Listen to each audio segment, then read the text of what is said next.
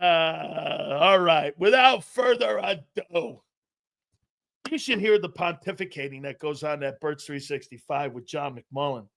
Well, it's not really an A. You don't really be an A. I go. All right.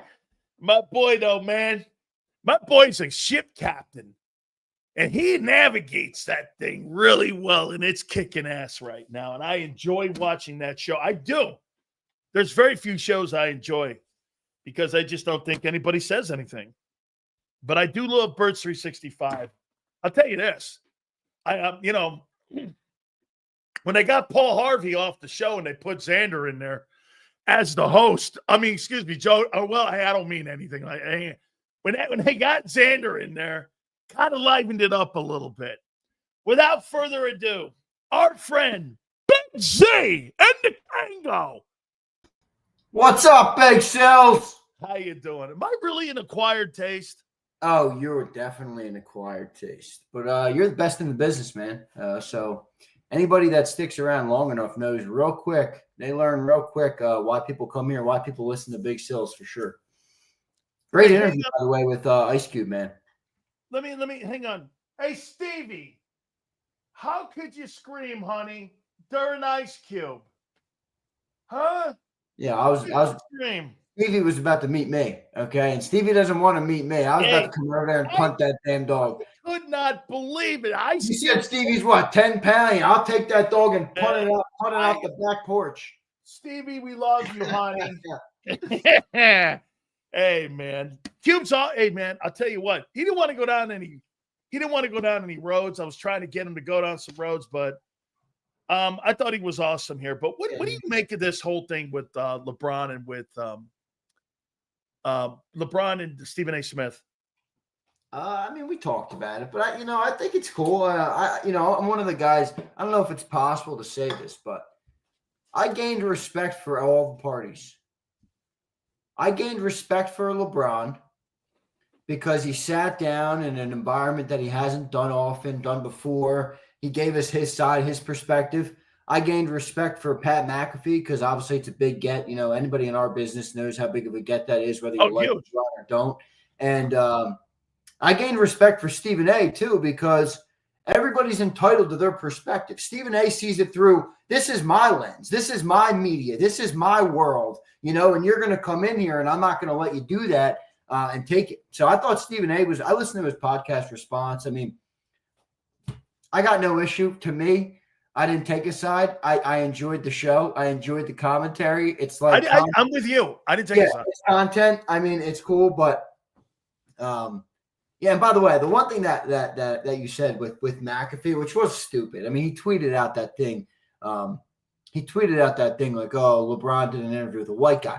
Now, the reason he said that, I get it. I'm with you. It was stupid. Why even give it any life? But there was like a section of the internet. There was like a section of people that wanted him to do an interview with a black podcast creator or a black host like Shannon Sharp. And they thought him going on McAfee was a knock.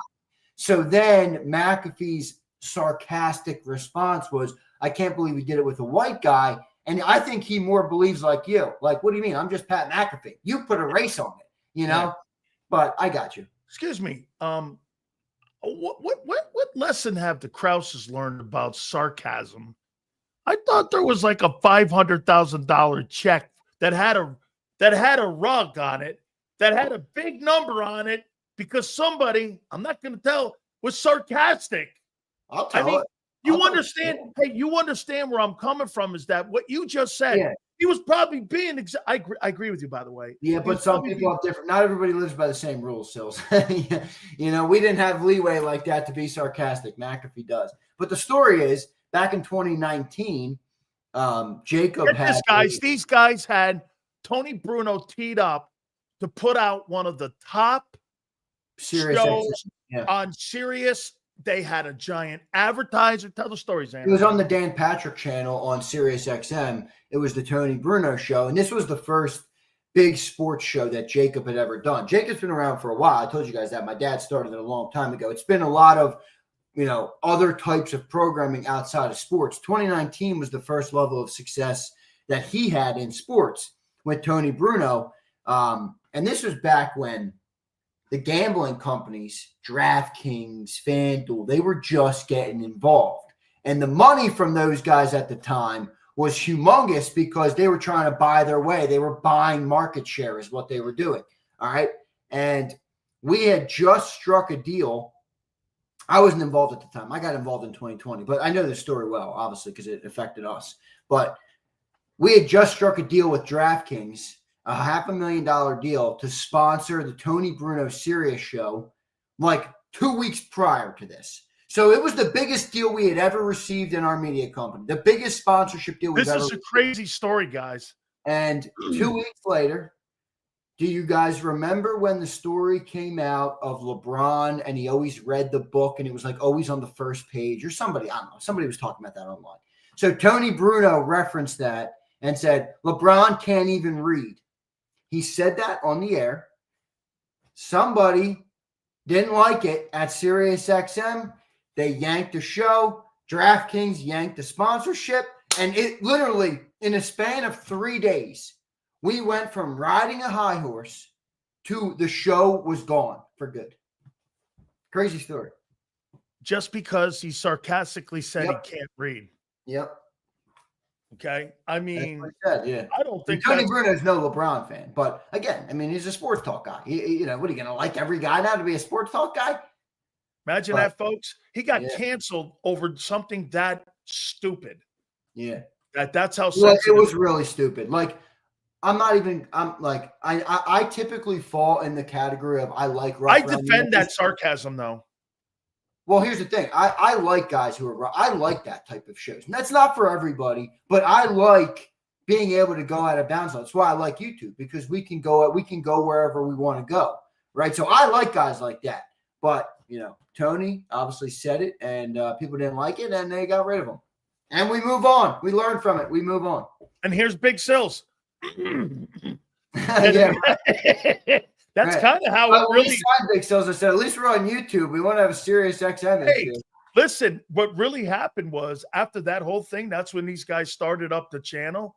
And that's how Tony was the guy actually that introduced. Tony was the guy that actually introduced us together. Well, he said you should call him.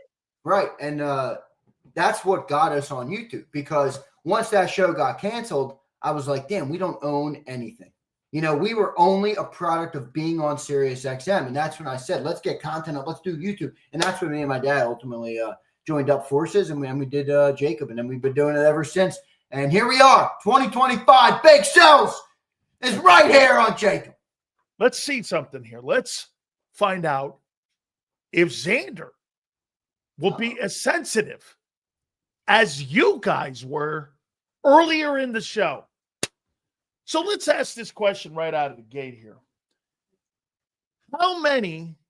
No. I'm going to go down the list because I'm not going to give you a shot to lead this, because you'll take it from me here and I won't be able to finish up the deal here, because you're starting to get actually a little smarter in the Big Sills ways and in the Big Sills game. So I'm going to have to start to do this here. Let's do this here. Do you believe, Zander Krause, that there will be a competition at right guard this minicamp, OTAs, and training camp on who wins that job? 100%. There's no doubt about it. John brought this up this morning with Jason Kelsey, and I went back and listened to it. Jason Kelsey was on WIP yesterday. He kind of ripped Tyler Steen. Yeah, he kind of ripped him. And John brought up, he's like, I'm not saying that's what the organization thinks, but maybe it is what the organization thinks. So he is going to be in a competition. I'm not so sure he's going to win it. Remember, we talked about this yesterday. He might just be one of those guys who really can't play inside well. You got to put him on the outside, and he probably is a swing tackle at best if you put him on the outside. So there's going to be a competition. In fact, don't sleep on the guy we just signed, Matt Pryor, 2018 draft pick. I could see him winning it. Tyler Steen will be playing for the St. Louis Battlehawks in 2 years. He'll be playing for the Battlehawks. All right. Do you believe that there will be a competition this offseason for tight end. Yeah. I don't know who it's going to be. I mean, is it going to be Harrison Bryant and Kylan Granson and Grant Calcaterra, Grant Cuttingboard? I don't like it. I mean, I've never been a fan of Grant Calcaterra. I like old school tight ends. I want a guy that's mean and can put a body on somebody. And that's why I've grown to like Goddard more, because I've realized that there's a market inefficiency with getting tight ends that will put a body on somebody, even at the top, even the best. So I like Goddard, but they're not going to keep Goddard. So, we'll see what ends up happening there. So there's two. Let's move on. Shall we? Oh. Who is your right inside linebacker going into September? Will there be a job? Oh, no, he ain't going to play in September. He's not ready. We don't know that yet. Okay. So you don't know that yet. So who's going to play during the mini camps, training camps, until that guy gets back? Who's going to be prepared? So out of the skies of Jeremiah Trotter Jr. So will there be a competition for that position until your boy parachutes in from Mount Love of Philadelphia?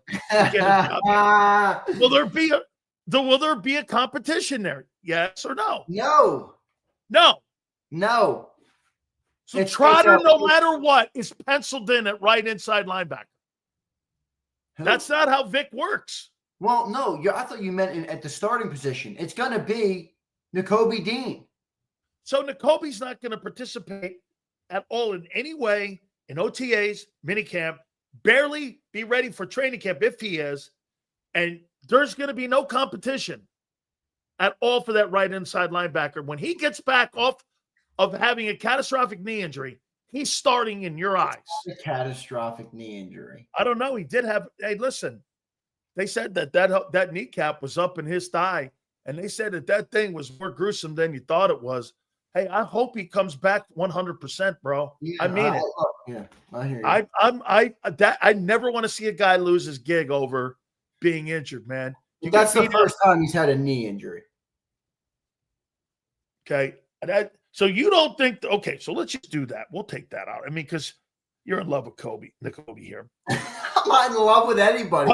Hold on. Is there a competition? No. The backup's going to play until the starter returns. When the starter returns, the starter goes in.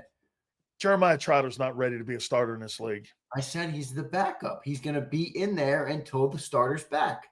You think Vic's going to start him in September?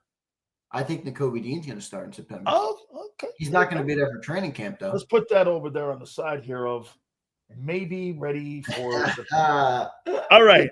Here's another one here. Strong side linebacker. The lead dog right now is, of course, Bryce Puffin Stuff. Will there be competition with all the dudes that they have signed? Uche Achis Matthias, Uchi Kuchi, Azizi Olajuwon, Akeem Olajuwon, and Bryce Huff. Will there be a competition at strong side linebacker, in your opinion? Absolutely. Who's it going to be? I don't even know if the guy's in the room right now. I agree. I mean, he might not be in the room. It might be a draft pick, but I look, as much as I told you I like Uche as a bargain signing, I like him as a bargain player. Okay. I don't want him out there to be the starter. All right. You got Nolan Smith on one side. Who do you have on the other? Is it going to be Bryce Huff? I mean, I think Jalix Hunt would be in the mix, but like, who's going to be the default? Where are they going to start? Like, is Bryce Huff going to have the first chance to win the job? Are they going to go full rotation early and see who advances from the pack? I don't know. I have a feeling Jalix Hunt might be the guy, though, Sills. Think about it. It all depends. If Jalix Hunt is the type of dude that's working his balls off in the offseason right now to build his body and get bigger and get into that NFL form, I think it's going to be him. If he's slower and it takes him a little bit longer to develop, then you're going to have a question there. It might not be him. He might not be ready for it yet. But based on what he did in the playoffs, if he continues that ascension, I could easily see it being Jalix Hunt. But I still think you need another guy. I mean, Maybe you don't. I don't know. If you get 5 sacks from Jalix, if you get 5 from Uche, you get 4 from Ojulari. Like, do You're you gonna think that's piecemeal enough? it. You're gonna Is piecemeal that it. good enough, though? I'm more concerned about the run than I am that. Me Because you too. won a Super Bowl with that mentality. Yeah, now no one stopped that against the run. Hey, bro, you didn't have a 14 sack guy and you won a Super Bowl. Yeah. Okay. Now Nolan was good against the run, and Josh Sweat was good against the run, though. Yes. So, will you have a competition at strong safety? Gotta be. Yeah, it has to be for sure. I mean, I don't like sitting around that much. 1, 2, 3, 4, get 5 job openings. Wait, what? Is this a bad thing? What? No, hang on. I'm gonna let me get to it all here. All right. Let it breathe. Let it breathe. Is there gonna be a competition at right corner? Yeah, Keely Ringo. I think Adoree Jackson's going to be the guy. Honestly, I know people like Keely. I'm still high on Keely Ringo, but I don't know yet. I mean, I know you've seen it with Adoree. Do they want a little bit of veteran presence back there? I mean, think about your secondary right now. If Keely Ringo wins the job, Keely, Cooper, Quinion, Reed Blankenship, and Sidney Brown. Okay, that's young, brother. So you would now have, with all these positions, for a defending Super Bowl champion, you got 7 job opportunities and 7 competitions that you've got to fill in this offseason, not counting your backups and who you're going to have replace Oren Burks, Isaiah Rodgers, and Fred Johnson. You think there's more question marks after this season than there even was after the meltdown year of a year ago? Well, there's a lot of job openings here, man. I think this feels different because we succeeded. Like, coming off a loss, coming off a collapse, I think you look and you're like, get rid of him. Get rid of him. Let's move. Let's turn the page there. Let's try and improve that. I don't think you have that mindset when you come off a Super Bowl win. Like, when you come off a Super Bowl win, and I can acknowledge this as an Eagle fan, everybody gains like a little bit extra lure, even in your mind, even mentally, even if it's 5-10%. You lose Isaiah Rodgers. If we didn't win the Super Bowl this year, would anybody have given a shit? Probably not. But because you win the Super Bowl, he swatted a pass away in the Super Bowl. Oh, we lost him. Same with Oren Burke. Same with a lot of these guys. And they get a little bit of that extra boost from winning the Super Bowl. So I think it feels different. But I don't know that you have more questions. I mean, the questions of last year were different because we had the fixes, or at least we had the guys in the room. Like Fletcher Cox retired. We weren't sure that Jalen Carter, I mean, we all felt pretty good, but we weren't sure he was going to be all pro. Well, he was. We didn't know what Cam Jurgens was going to be, but we felt good about him being in the room. So it felt a lot different. Like, I don't know if you have the answers in the room outside of the bargain guys. That's exactly. See, last year I picked Cam Jurgens to be a Pro Bowler, and he was. And I thought he was going to be an upgrade from Kelsey, and he was. He had a 2,000-yard rusher and won a Super. Kelsey, man, they were better without you. I mean, that's got to hurt a little bit here. That hurt. I think he's a little butthurt, Kelsey. I'm sensing a little butthurt coming. Oh, me too. Me too. I totally. I'm not like one of those dudes who's like, I don't like. You notice he's being more critical. Yeah, I've been listening to him. And I'm just like, I'm sensing a little bit of jealousy of some sorts from him, and I get it. It's natural. To be the guy for 14 years, only win one and then you leave and they win the second one, it almost feel like he could have stuck around and maybe got more dominating more dominating. Right. And by the way, more dominating in the offensive line. Specifically. Had the greatest running game in the history of the Eagles. Which is a credit to the O-line. So, yeah, I sense that a little bit from Kelsey. Think about this. When you talk about the greatest running performance by an offensive line in Eagle history, his name's not going to be mentioned in it. No, it's not. Dude, I don't know about you. When you're calling me the greatest center of all time and you tell me the greatest running season and the greatest, get this, the greatest O-line in Eagle history is Mekhi Becton, Cam Jurgens, Landon Dickerson, Jordan Mailata, and Lane Johnson. Yep. There's no Jason Kelsey in that conversation. Yeah, you didn't even give him a chance to let it linger a couple seasons, right? I mean, he had one season and it was done. 6 months out of sight, out of mind. I know. Well, listen, That's ultimately part of the game, man. And don't be bitter about it, Jason. Do you think there's too many job openings? No, I do not. I think it's good turnover. I think you need turnover. I don't think you want to fall into the complacency trap of bringing everybody back. Everybody thinks they can recreate the same camaraderie with the same team. You don't need that. Bring some young guys in, bring some hungry guys in, bring cheap guys in, bring expensive guys in. Do it all. I think that's what gives you the best chance. And I don't think any of the turnover that we have, while I can acknowledge, yes, there are questions we have to see, and fans are ultimately extra optimistic right now because they just won a Super Bowl. So I understand that. But I don't feel like any of the holes or any of the things that we have to replace a few holes defense. I don't feel like any of the holes that we have to fix are that crazy. I really don't. Like, I know Milton was great, but let's be real. He wasn't even the best defensive tackle on his own team. Was he great? He was good. How about really good? He wasn't really good. How about that? No, I think he was. I think he was really good. Do I think he was great? No. What about Josh Sweat? I thought he was really good.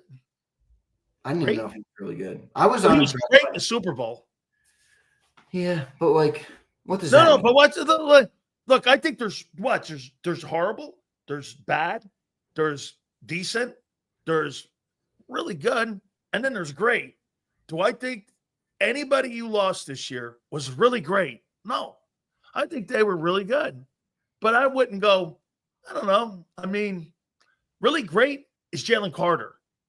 That's really great. Yeah. You know what really good is? Really good is Josh Sweat. I mean, I think really good is Milton Williams and I good. think you underplay his performance this past season. I really do. Guy had 700 snaps. The guy's had 40 sacks in 5 years for you. He's played really, I mean, the last 3 years, he's got you 27 sacks. I don't know how that's bad to you. I didn't say it was bad. I think that's pretty exceptional, it's actually. Certainly not irreplaceable. You think there's a guy on your team that's going to get you in the next 3 years 30 sacks? I didn't say that. I said I didn't think Josh Sweat was irreplaceable last year. Maybe that to you is downplaying his season, but I never viewed him as that type of a player. I don't think ultimately he ever turned into that guy. When I think of those guys at edge, I think of very rarefied air. There's 3 or 4 of them in the league. I mean, that are like that. There's TJ Watt. There's Michael Parsons. I would get more than that. There's 6 or 7, maybe 8 or 9. But, Watt, Parsons, Crosby, Garrett, those guys. I don't think Sweat. In fact, I don't even think he's in the ballpark of those guys. You look at Josh Sweat and Milton Williams as overachievers, not really exceptional guys. Yeah, I don't want to clump Milton in there. I think Milton. Well, they did overachieve. But Milton is still ascending. Like, I don't know if Josh Sweat is still ascending. I think he's probably at his peak or maybe on the other side. He's who he is. Yeah, he's who he is. So I like Sweat, but I'm not tripping. I'm not like, hey, we're screwed without Josh Sweat. If he likes the replacement Coochie better than Sweat. Joshua Coochie Uchi. Do you? No, I just said I don't want him in a starting role. Senor, open your fucking ears, dude. I mean, I got a headache all day. Now I got to deal with this dumbass question from you. Hey. Senor's had more dumb comments this week than ever. Senor, what got into your breakfast this week, dude? I mean, it's brutal. How come when I literally 4 minutes ago just said I like Uche, but don't want him to be a starter. How come when I hear it and I do it, it's a different feeling for me too. I understand now where you're coming from. Hey, I heard your draft guy today. He was really good. Yeah, Saratel, I love him. He's a good dude. I am. You know what? Maybe start to think some of these Ohio State guys are going to be the next guys in the building. Because why? This guy likes recruiting, champions, culture, college culture. He hangs out. So he hangs out in those buildings. I'm talking Howie. Would it shock you if one of these Ohio State, Josh Simmons or Donovan Jackson or that Michael Williams kid, Kel Williams, that edge rusher end up in Philly because they just won a national title. They're well coached. They're in a great program. Yeah. They're in a winning environment. Doesn't that sound like somewhere he likes to go? I mean, to me, you know what Howie has done? Instead of Howie trying to find one of those hidden lakes to find out if there's bass in it, he goes to the places where he knows there's bass in it. so that he could throw his fishing pole in there, and he's gonna get him a nice big old bass. Does Big He ain't Sills going fish? fishing. He ain't going fishing Are you a anymore. fisherman? Yeah. Always. Oh yeah. My grandpa was absolutely. All right. So you Man. like going fish. Do you ever fish out there in Cali? Oh, absolutely. No. Yeah, what am I going to go fish for? Guppies? California? I mean, what? Just answer. What? Lake Woke?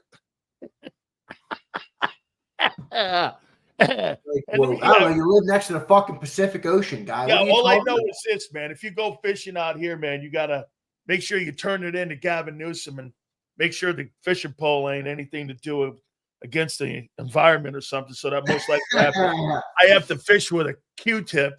What are you asking for sympathy? Those are your decisions, my friend. I've been telling you know, Sileo would give himself a 5-digit raise just by moving states because his tax burden and the price of strawberries would go down, you know, by 80%. He'd be giving himself a massive raise. I've been telling him this for 4 years. No doubt about it, man. Let me give you these 10 dudes here. And I think he's gonna hang out. Actually, 11. He's gonna hang out in this area here. You see that guy Mike Green's falling, don't you? That guy this morning didn't even mention him. No, he didn't. He mentioned him a little bit, but yeah, it's muddy. It's a muddy situation. And I'll tell you what, I was thinking about that after our conversation yesterday. I don't like that situation. I know. I do not like. I know.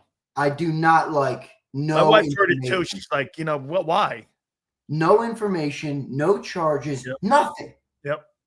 Nothing.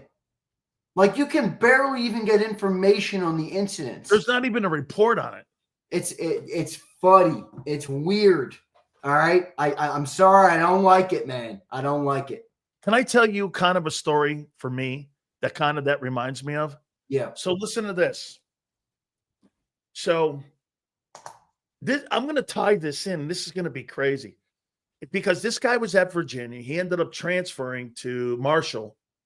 And it was after the fact they suspended him. He was already on his way to Marshall. So listen to this, Zander. So I'm working on a contract with behind the scenes with Joe Bell in Miami and WQAM. Okay. For like $300,000, 150 grand more than what I was making in Tampa. I had told people I'm not resigning this contract. I happened to say something on the air. They came in, and when they found out that I was leaving, that's what they did because I was leaving.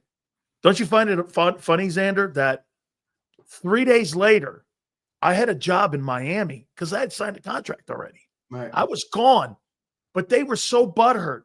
That to me reminds me of this Virginia situation where because they had thrown this at him, he goes, I'm out of here. Then they piled on him. And then they created this, and I'm with you. I really feel for the kid. I'm telling you, I'm full more and more, man. If that kid's down there at 32, he's a super-looking kid, man. I need more information. I would not rule him out, though, based on what I know right now. I'll tell you that much. Yeah, I would. He wouldn't even be impacted.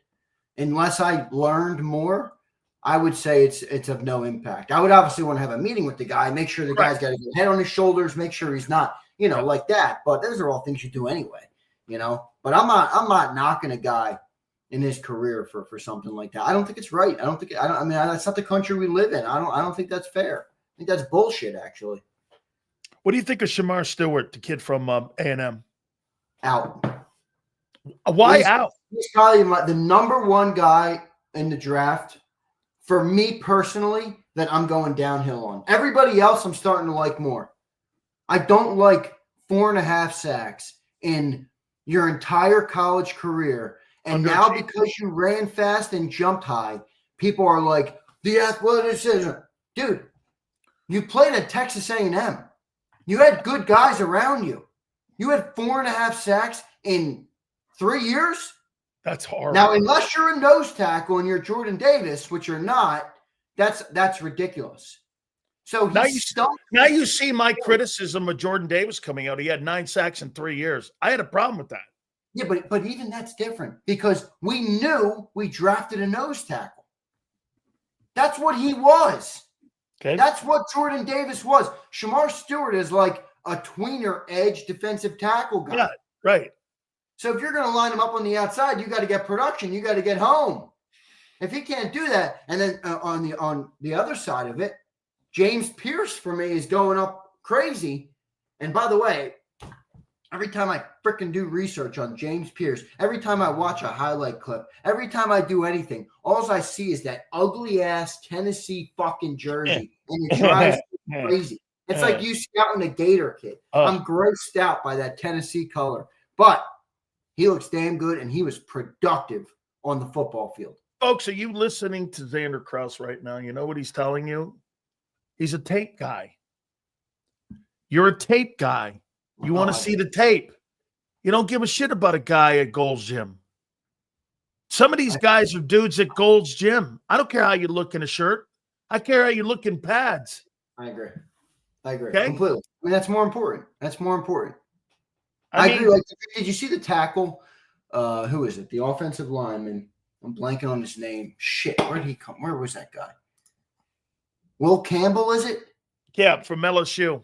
Yes. So this dude's one of the best tackles in college football. All right, for multiple years. He's ranked up on many people's boards, and then he goes to the combine, and he's got short arms. And now people are like, oh, this guy can't play tackle. Now, I'm not saying it doesn't matter, because you can look at numbers and you can look at like, okay, what percentage of guys are successful in the league that don't have this metric? I think that's a fair way to look at it. But at the end of the day, the guy's got game tape as a great tackle. Now, maybe it knocks him a couple of spots, but the guy can't play football because of it. I mean, so that drives me crazy. But, you know, that's a big part of where we are in the world. You know, I'm reading this book. You'd hate this stupid book I'm reading. It's football. It's called Football is a Numbers Game. All right. And it's good because it gives you a lot of info about football, but it shows you how the league has changed to embrace all of these metrics. And even for people like you and even me to a lesser degree who don't like that stuff, it's inevitable and it's happening. You know, and for all the people who say, oh, fuck PFF, all 32 teams in the NFL use PFF, every single one of them. In fact, the touchdown that Zach Ertz had in the Super Bowl 52, okay, where we beat the New England Patriots, that was a PFF freaking play call. Huh. And it was discovered in the week leading up to the Super Bowl when Doug Peterson got Mike Groh and got the whole offensive staff and said, I want you to scour and find me any plays you think can be an advantage before we get together our final play sheet. That play was discovered that the Patriots struggled with two receivers and a tight end on one side. They ran the same formation, got Zach Ertz over the middle, and got a touchdown. More analytics. Right. I don't love it either. I'm just saying, even if you don't like it, it's a part of it. It's become a part of this sport. So how can you look at it and get a lot out of it? I don't know. But last year you won the Super Bowl with anti-analytics. And I'll tell you why. The common sense would be because you had A.J. Brown and Devontae Smith and Jalen Hurts and Dallas Goedert and the pass and that offensive line would have been to throw the ball more.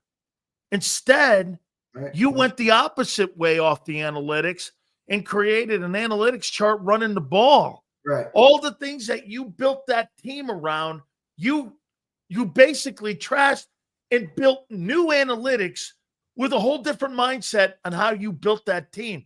How he didn't build that team, dude, to run the ball 400 times. Yeah, he built that team to throw the ball, or at least with more balance. Do you not agree? I 100% agree. And the funniest part about that response by you is it shows you which is more important, right? Because as much as I say analytics have become a part of this thing, listen to what Sills just said. So the Eagles just defied the analytics this year and ran their way to a Super Bowl. Well, why did they do that? Because the common sense was that the analytics drove teams so much so that their defenses have devalued stopping the run.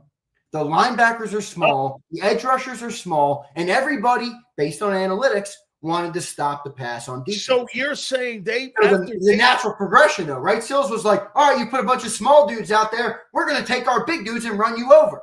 That's anti-analytics. Tell me I'm hearing you right. I think they changed that philosophy, and once they got into that philosophy of running the ball, they realized the mismatches because teams had gone away from that big linebacker and stopping the run so much. They created an analytics chart off the running that teams were not able, because how many times did we watch this past year, Zander? Nobody could stop that running game. Because you know why? Teams in the league had built with smaller linebackers who played in space. The Eagles didn't play in space. They played in a phone booth last year. They beat you inside the tackles, right? How many of those big runs were outside? They were up the gut. Yeah, up the gut. And the analytics told them our mismatches are at the guard position on your linebackers. Yeah. See, I think that to me is more football. That's not analytics. That's smart. Right. Give me the – Sills, you've been saying this for 5 years since you came on this network 5 Aprils ago. All right? Big dudes beat up little dudes. We had bigger dudes. We had bigger, better, more physical dudes. They said, let's run behind them. And then you got a great running back, obviously, in Saquon Barkley to top it off. I mean, the plan was good last year. I think now moving forward it's going to be even more interesting because now that the Eagles have, like you said, they've charted now new analytics. And now teams will look at what the Eagles did and say, what are the analytics that we can take from this? And how does that, permeate across the rest of the NFL? It's going to be interesting to see because I think teams are going to stop going too undersized on all their defensive positions. Let me put something here before I get to this last take, and then if we get any supers, we'll do it before we get Godfather on with us. Let me ask you this here. How do you think their approach is going to be this year and how would you build an analytics chart with this? You have 5 positions that you have to replace on defense. You've got a lot of question marks over there. There's very little question marks except for potentially improving the passing game on the offensive side.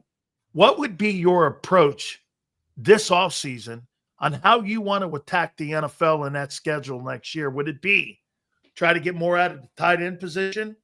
Because the tight end position is once again, look, Zander, in my opinion, that's where the improvement is because you really don't think you're going to get much more improvement at the 2 wide receiver positions, do you? I don't agree. How are you going to upgrade that? I don't agree. I'll tell you Those guys are going to get their numbers. But they didn't get their numbers in terms of what you can get. Let me ask you a question, though. All right. A.J. Brown last year, I know he missed a couple of games. All right, I know he missed. He played 13 games. Same with Devontae. Both played 13 games. He had 1,079 yards.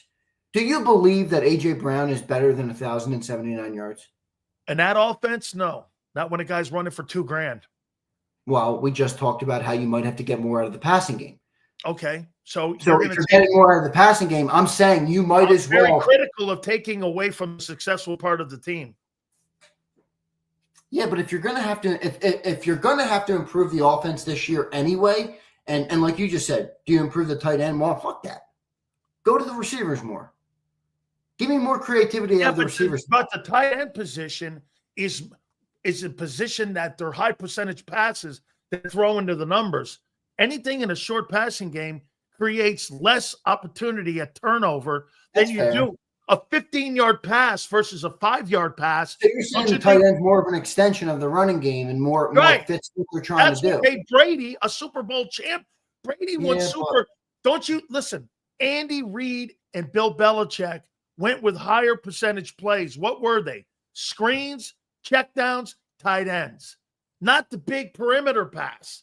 So you think 12 personnel? You think more 12 personnel? Observer says. Well, you don't have that ability yet until you find somebody in the building that could play that tight end. Maybe one of these dudes we got at tight end is going to be a glorified blocker, and that's it. And then you have Grant Calcaterra to be your pass-catching tight end.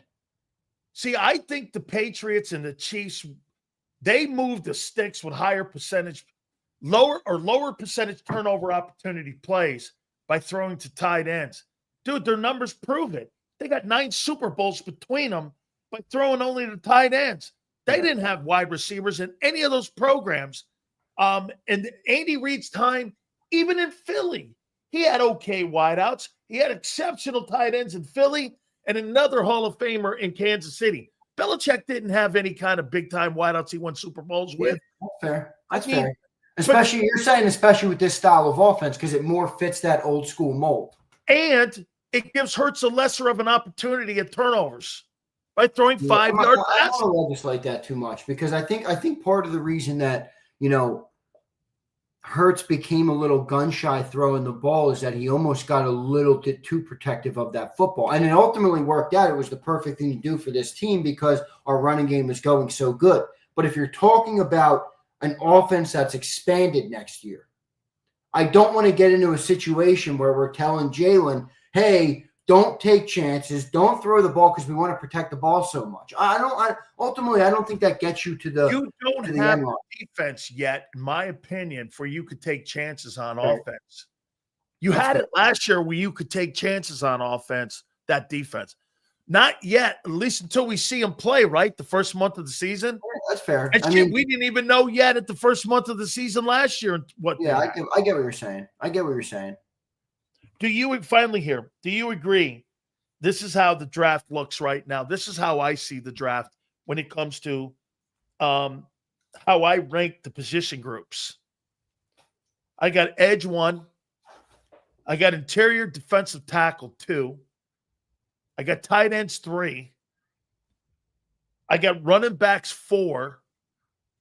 I got OTs 5. It's one of the worst groups of wideouts I've ever seen. It's 6.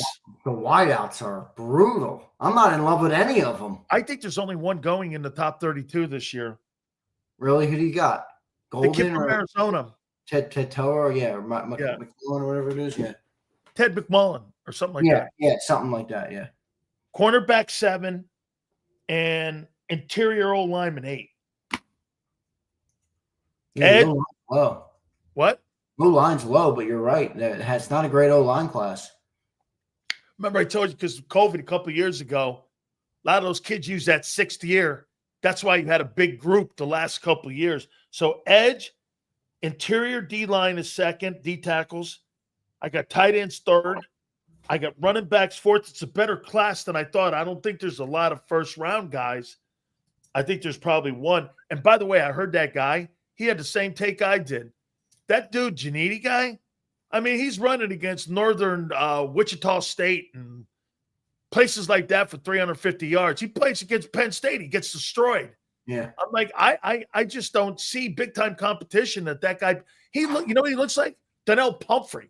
Yeah, you're right about that. That kind of guy, when he was at San Diego State, you're playing against what? Utah State? I was watching freaking Tyler Warren today, dude.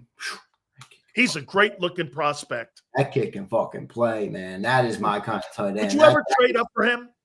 I would, but I don't think that they're in a position to spend those type of assets on the offensive side of the ball right now. I don't think they want to. I think he's that good of a player, and I would consider it if it was plausible. But he might go top 15, dude. Yeah, he's going to go top 15. I mean, we had Rick Saratello on this morning. He had 3 blue chips in the whole draft. 3 blue chips. And he said after 10, it's a drop-off. Yes. Drop-off between 10 and, from 10 Remember, to 15. I said 15. I said 15 and down. His was a little less. Yes. So, he had I don't think it's a good draft. I don't think there's impact guys in the draft. I see. Be there at 32. He won't even be there at 20, brother. He won't even be there at 20. Get this. I saw 5 guys. What did he say? How many guys did he think he saw where he saw impact guys? So his was a little different. He said like true blue chips. He had 3. Okay. And you're ready? He had Shadur Sanders above Cam Ward. He had Abdul Carter, Travis Hunter, Tyler Warren, and for a QB, he likes Shadur Sanders the best. He thinks he's got the it factor, has everything you need, good pro-style quarterback. He thinks he's going to be perfect. They're going to be great in the NFL. I happen to agree with him. I've been trying to tell Johnny Mack I like Shadur Sanders for 3 weeks now. And Johnny Mack is just like, he stinks. I don't like him. I don't like him.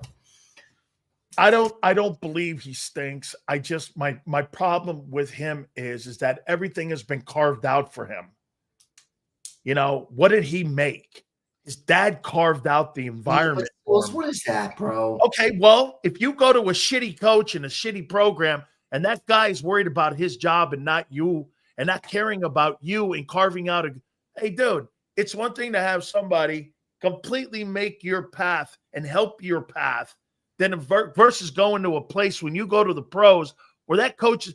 You think Brian Dable's going to care more about Brian Dable's job or Shedeur Sanders' job? No, you're right about that. I know what you're saying about that, but I don't think that takes away from the talent of the player. No. And I get what you're saying. I think that helps having the environment. You don't think I think Jalen Hurts going to the Philadelphia. Yeah. I think Jalen Hurts going to the Philadelphia Eagles versus going to the New York Jets is a big deal. Yeah, for sure. But I think Shedeur has enough. I really think that, I don't know, I'm one of the guys that thinks that the it factor, which is some of the intangible stuff, matters more than draft nicks and scout and tape watchers and PFF guys and analytics. I'm infatuated by the it factor, by a guy who's unwavering, unflappable, who has confidence in himself, who can handle critics, all right, who hears critics all day and it doesn't get to him. It doesn't bother them. When I see Shedeur Sanders, I see that his father in him with that. And I think he's going to be built to handle a big market in the NFL. And I don't know, man, you get a couple of things going in the right direction. I think that's the kind of guy that could change the culture of a locker room. I really do. Maybe I'm wrong. Look, if he sucks, I'll eat my crow on it. But I think the guy has a chance to be really freaking good. One thing is definitely evident now between Deion and Shedeur. They got a piece of humble pie, and I'll tell you why. A year ago, they were talking about they were going to go to select teams and we're going to pick our place. Well, reality is now NFL scouts have given them the reality check. That's not the case here, guy. That was always dumb because the NFL is, I mean, come on, let's be real here. It's the owners league. You're not breaching. I don't care who you are. You're not breaching the hundreds of billions of dollars shield that it's worth. You're not breaching it. Bro, if they can live without Tom Brady and ratings go up, they can live without you. That's who they are. I mean, that league's not built like the NBA is on Michael Jordan. That league's built on the shield, and they move on from that. If we have any supers before our Philly Godfather comes in, let's read them. If not, all good, man. We appreciate you guys. Do me a favor. Please hit that like button. Thank you guys so much for coming aboard. You guys have been absolutely awesome this week. We've had a great lineup of guests this week, too, so we appreciate you guys hanging around for them. Blaine says RO line was offensive linebackers. Yes, they were. Brian Pumper says he paints his fingernails, Zander. I'm not buying it. Sorry, no can do, sir. Well, I'm not painting my fucking fingernails, Brian, but I could give a shit what he can do. Go out and play football and be a great. I don't give a damn. Pump. I mean, I ain't painting my nails. Hey, Pump, you're looking at exterior things, man. If you're trying to tell, that's like telling me you don't want Dennis Rodman playing pivot for you. And he's the greatest under 7-foot rebounder in the history of the NBA and has 5 NBA championships, 3 defensive player of the years, and he wears a dress. I don't care. I'll buy a dress for him.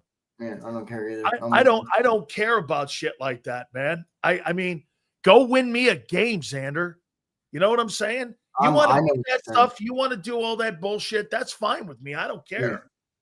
So Brian says, Zander, there was only one starting offensive tackle in the league with sub 32-inch arms. Alaric Jackson for the Rams. Good night. Well, you know what, Brian? That's actually good context because that puts a little bit more merit on something like that. But again, I still don't like it. I mean, that dude could play, man. That tackle, that guy can play. So I have a hard time believing he's not going to be successful because his arms are short. But it does give you problems. Like if you got to go up against a guy like Josh Sweat in the NFL, or those long edge. He's talking about the Will Campbell, the tackle. Will Campbell. Yeah, play him at guard then. Yeah. Put him at guard. If he's got short arms, put him at guard. I do think that's a problem. If you got to go against dude, when you got some of these guys, these edge rushers, one of the things that Myles Garrett, man, he's got some insane arm reach. Reggie had an insane arm. I think that's the deal. I think tackles have to have long arms. I think if you're a short arm guy, I think that gives me a better chance to get on you a little more. So again, to me, I mean, play him inside, put him at guard, man. If his arms are too short, I don't have. If you're good, I'll find how about this, Zander? If you're good, I'll find a spot for you. Yeah, agreed. Master Chief, a few holes defense. I'm in the lab. I gotta come up with some new nicknames that we can that we can dub for the year. It's still early. We're still in March. Let's get after the draft. Let's go June, July. We'll start dubbing some nicknames for this team. Is Bama winning the national title? Bro. Fucking Mark Sears. Holy shit. Now my boy Mark Sears can shoot the rock, baby. Dude. And Holloway, they were all cooking last night, dude. Alabama was on fire last night in that game. Could it be Alabama-Auburn in the finals? It could be. It could be. I tell you what, did Houston play? Or are they tonight? They're tonight, right? Tonight. I like that team too, man. That Houston team can play. I like that Houston team. Me too. I was upset Calipari got bounced last night. Me too. Biggest comeback in a long time, dog. I couldn't believe it. That Bama game was a good basketball game, man. That was a great freaking basketball game. Bama. That's what you got this weekend. Duke Bama. Duke Bama is going to be. That's going to be a tough one, man. I don't know. I mean, that Cooper Flag kid, man. If the Sixers get him, that kid is fucking game changer, man. Game changer. He dropped 30 last night.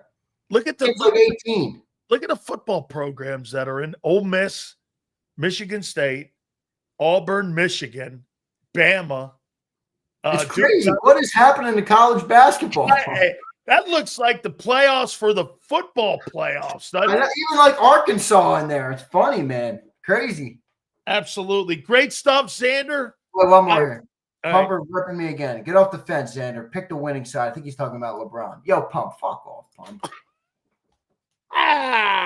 He's crying. I don't know why it sounds funny when I'm not doing it, but when I'm doing it, I'm ripping away Zander when he does it, man. I love it. His shows used to tell me off the air. He used to say, when I first started doing shows, he used to say, "When are you going to be the guy off the or on the air that you are off the air?" And he's like, "I want that guy on the air." And I'm like, "I'll get there, Sills. I'll get there, Sills." Well, here we are. Now I'm ripping fucking people left. Now, now you're being you. That's where you are right now.